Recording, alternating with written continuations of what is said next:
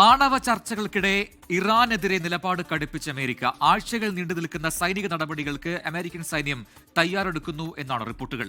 Iran America രണ്ടാം വട്ട ആണവ ചർച്ച ചൊവ്വാഴ്ച സ്വിറ്റ്സർലൻഡിലെ ജനീവയിൽ നടക്കും.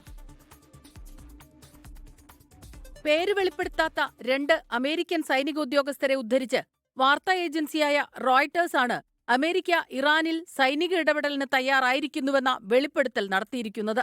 ഇറാനെതിരെ ആഴ്ചകളോളം നീണ്ടുനിൽക്കുന്ന സൈനിക നടപടികൾക്ക് അമേരിക്കൻ സൈന്യം തയ്യാറെടുക്കുകയാണെന്നാണ് റിപ്പോർട്ട്. മുൻപ് ഇരു രാജ്യങ്ങളും തമ്മിലുണ്ടായ സംഘർഷങ്ങളെക്കാൾ രൂക്ഷമായിരിക്കും ഇനിയുണ്ടാകാൻ പോകുന്നതെന്നും റിപ്പോർട്ടിൽ പറയുന്നു.